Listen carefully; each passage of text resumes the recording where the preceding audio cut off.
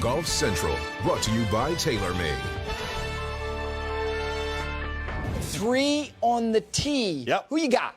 Well, these are guys that have played 3 weeks in a row, and they're going to make it 4. And the first guy is Patrick Reed.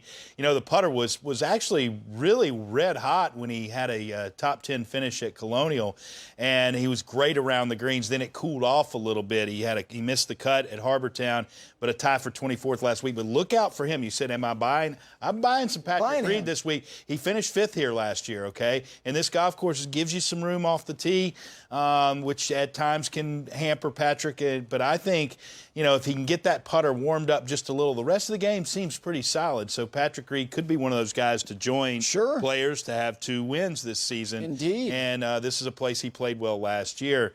Next guy is, of course, Tony Finau. Now, he is not performing well on the greens. He missed the cut last week. He's had a lot of red numbers, but he's just not. It's just not low enough, you know. But he finished 23rd at Schwab, and he finished 33rd at Harbor Town.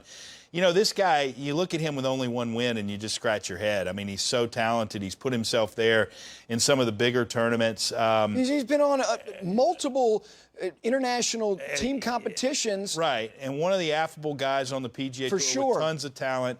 You know, I just think it is the performance on the greens that keeps him, you know, because he's one of the best drivers. He's one of the longest. He was on the doorstep at Waste Management, He was. Yeah. He was. He lost, you know, to that, to Webb Simpson. Yeah.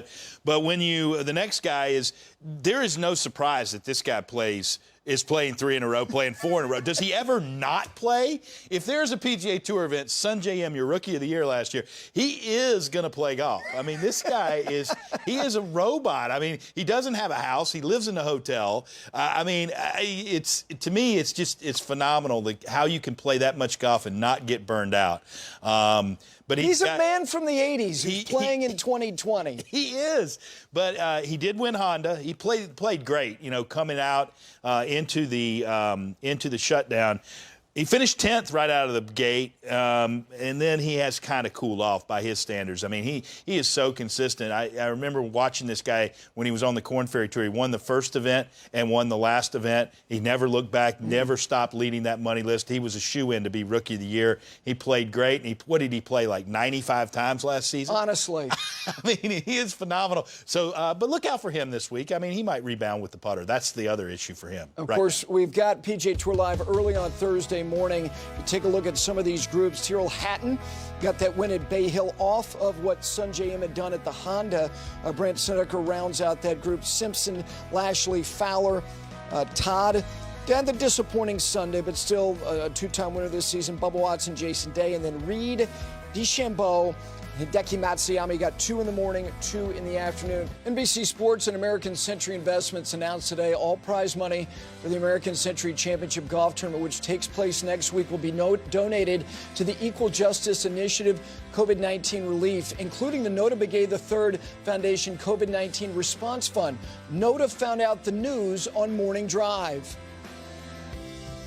Oh my God, I'm at a loss for words. I mean, it's been. You know, it's been a tough road in a lot of communities on a variety of fronts. You've got, you know, racial equality initiatives, which are extremely important to, you know, the companies that service the customers in this country. I think that the country is ready to embrace this. And as well as the work being done, we've seen so many great charity, nonprofit types of events over the last couple months that have raised over, you know, almost $30 million. And now is the time for us to answer the call to action and really go out and do what we can to help our neighbors and our community members with whatever we can. And not raising money for nonprofits and giving back is the best way to demonstrate to each other that we're in this together. This country is not going to pull through this health crisis without somehow identifying that there is still some challenges, but also we have to work together. And I think that American Century stepping up and making us one of the charitable partners is, gosh, I can't say enough about it. I'm just really honored and humbled by it, and look forward to now actually, doing more work on behalf of my Native American community, which has been devastated by COVID-19.